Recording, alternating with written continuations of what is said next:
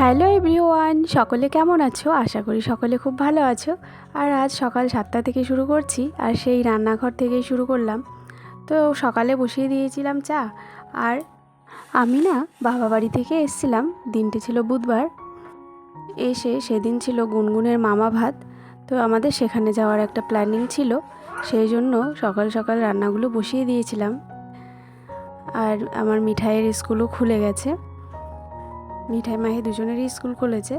আর এই তো শুরু হয়ে গেল, ভাত বসিয়ে দিলাম। আর বাবা বাড়ি থেকে যে আমগুলো এনেছিলাম, সেই আমগুলো একটা ঝুড়িতে করে সাজিয়ে রেখে দিচ্ছি।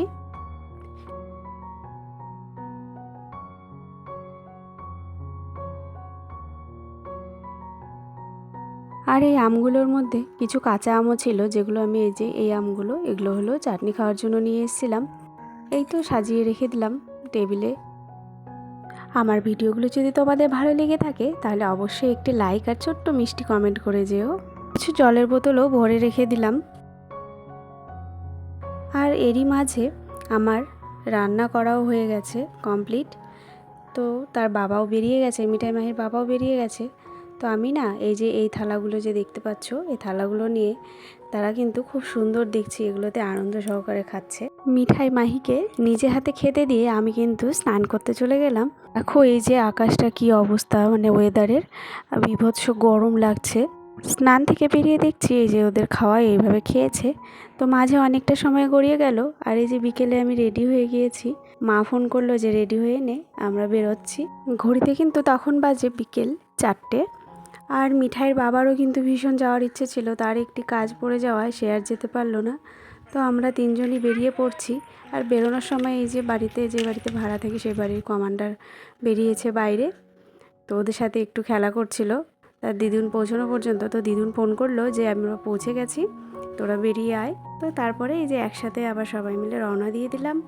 আর কি বলো তো, আমরা তো বিকেলবেলায় গিয়েছিলাম, আর গুনগুনের মামা ভাতের অনুষ্ঠান কিন্তু দিনের বেলায় সম্পন্ন হয়ে গেছিলো। তো আমরা গিয়েছিলাম দেখা করতে। আর এই যে মিঠাই মাহি ওরা খেলছে। তো আমার একটা জিনিস নেওয়ার ভীষণ শখ, সেটা এর আগের দিনে আমি তোমাদের সাথে শেয়ার করেছি, বুঝতেই পারছো হয়তো। তো এই জিনিসটা নেওয়ার জন্য কিন্তু আমি আজ দিয়ে 3 দিন হলো ভাবিনি নিতে পারবো। তো ভেবে এসেছিলাম যে একটা নেওয়ার চান্স থেকেই যায়। আমি আজ যখন এসেছি তাহলে ভেবেছিলাম যে নিয়েই যাব।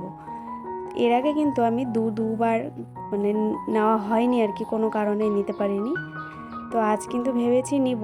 তো ফাইনালি আমরা বেরিয়ে পড়লাম দুইজনে। ওরা খেলছিল, তো ওদেরকে বাড়িতে রেখেই আমি, মিঠাই মাহির মামি আর তার দিদুন তিনজনে মিলে বেরিয়েছিলাম। আর এই যে দেখো কি সুন্দর সুন্দর জিনিস, দেখলেই তো সব কিছুই মনে হয় যে একটা একটা করে নিয়ে নিই।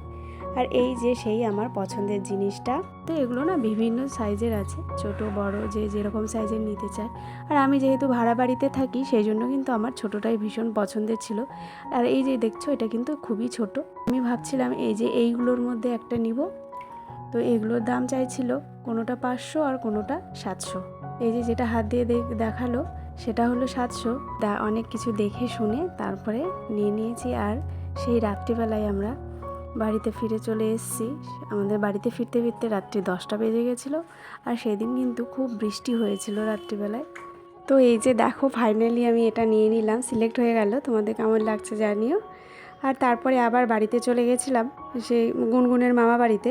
তো তার মামা বাড়িতে এই যে একটি খুব সুন্দর জিনিস আছে, রিও খুব ভালোবাসে সকলকে। তো দেখো লোকজন যেখানে, ও গিয়ে কিন্তু সেখানেই বসে থাকে। আর গুনগুন ওখানে বিছানায় ঘুমিয়েছিল জন্য ওর ওখানে গিয়ে ও নিচে বসে আছে। তো আজ এই পর্যন্তই, দেখা হচ্ছে আবার নেক্সট কোনো ব্লগে। অবশ্যই তোমরা ভালো থেকো, সুস্থ থেকো।